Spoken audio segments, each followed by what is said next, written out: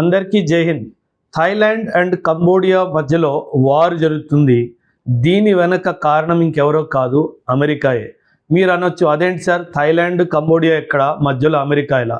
అన్నీ క్లియర్గా చెప్తాను, వినండి. యాక్చువల్లీ ఈ వార్ వెనక కారణము ప్రియవిహార్ అని చెప్పి ఒక శివ టెంపుల్.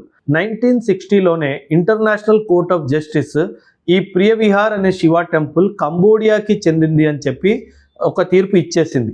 2008లో ఈ టెంపుల్ని యునెస్కో వరల్డ్ హెరిటేజ్ సైట్లో యాడ్ కూడా చేసేసారు.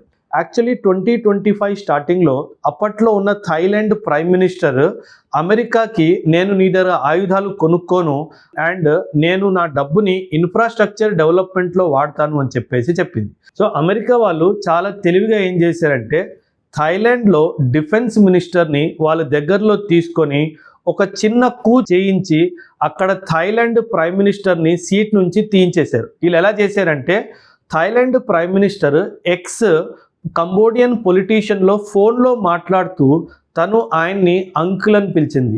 ఈ అంకుల్ అని పిలిచిన ఒక విషయాన్ని పట్టుకొని దాన్ని సాగదీసి ఆమెను ప్రైమ్ మినిస్టర్ పొజిషన్ నుంచి తీయించడం జరిగింది. ఈ డిఫెన్స్ మినిస్టర్ ప్రైమ్ మినిస్టర్ అవ్వడం జరిగింది. అండ్ అదేవిధంగా అమెరికా నుంచి ఆయుధాలు కొనుక్కోవడం జరిగింది.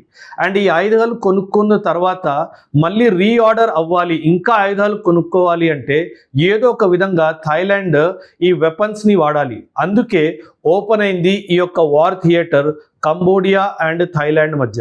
సో వీళ్ళ ఆయుధాల వ్యాపారం కోసము శాంతిగా ఉన్న దేశాల మధ్యలో చిచ్చుబెట్టి అక్కడ ఉన్న లీడర్షిప్ని రిమూవ్ చేసి వాళ్ళకు అనుకూలంగా ఉన్న మనుషుల్ని లీడర్షిప్ పొజిషన్లో కూర్చోబెట్టి వాళ్ళకు ఆయుధాలు అమ్మి ఇలా వార్స్ ఓపెన్ చేస్తారు. అమెరికా చేసిన ఈ వెధవ పని మీద మీ అభిప్రాయాలు ఖచ్చితంగా కమెంట్స్లో తెలియచేయండి. థ్యాంక్ యూ అండ్ జై హింద్.